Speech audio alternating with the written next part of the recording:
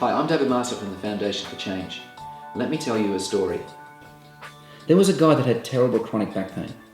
He had suffered from this pain for a number of years, and due to the fear of his pain, he had self-restricted himself from doing tasks that required any physical labour. He used to sit on his back porch and have a cup of tea each morning. It was a nice spot, as he had no back neighbours due to his house backing onto a reserve. One day he got up, he sat in his usual place and noticed a couple of sections of his fence had slightly fallen over, and some of the palings had come off due to the strong winds the previous night. He didn't have the money to get someone to fix it for him, and he couldn't fix it himself due to his bad back. And each day, he would have his cup of tea in the morning and get more and more frustrated at his inability to fix it. It seemed like the damaged fence was the only thing he could see in his backyard, and he became fixated on it, and more frustrated as each day went by. A little while later, his children asked if they could have a puppy they were being offered by a friend. His reply was no, due to the puppy being able to escape through the holes in the fence. His kids were downhearted and a bit upset by this, which made things even worse for him, and he started to snap at the kids whenever the puppy was mentioned. This upset everyone in the household.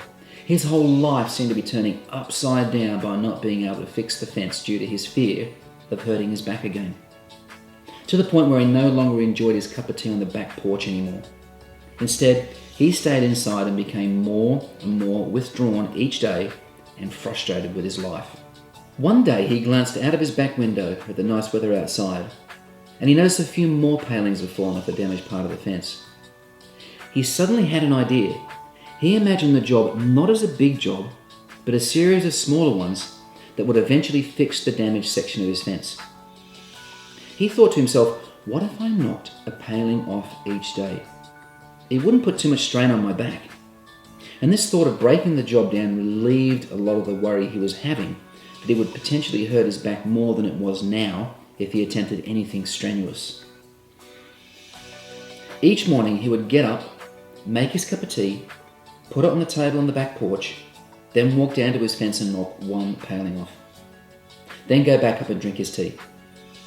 After 3 days, he realised he could do more than one paling and started doing 2 a day. And after a week, he realised he could do 3 a day.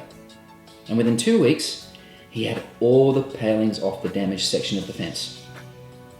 Each morning of that 2 weeks, he sat and had his cup of tea and watched the progress take fold in front of his eyes, gaining more and more confidence in himself and his abilities as each day went on. He then replaced 3 palings a day and was finished the whole job in less than a month. This made him feel so good about himself and filled him with the confidence to do other things in his life with planning and by pacing himself.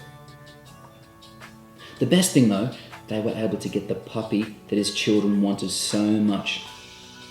And he took so much delight in watching his children play with their puppy in the backyard that he had made secure despite his chronic back pain.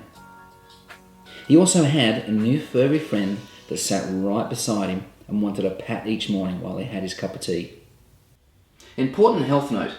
As always, your health is important to me. I'm not a health professional, I'm a chronic pain sufferer. The information you receive from this blog is not intended as a substitute for the advice from a physician or any other health professional. If you have any concerns regarding any of the ideas, methods, therapies, or treatments used in this video, please consult your health professional to find out whether it is safe for you to try them.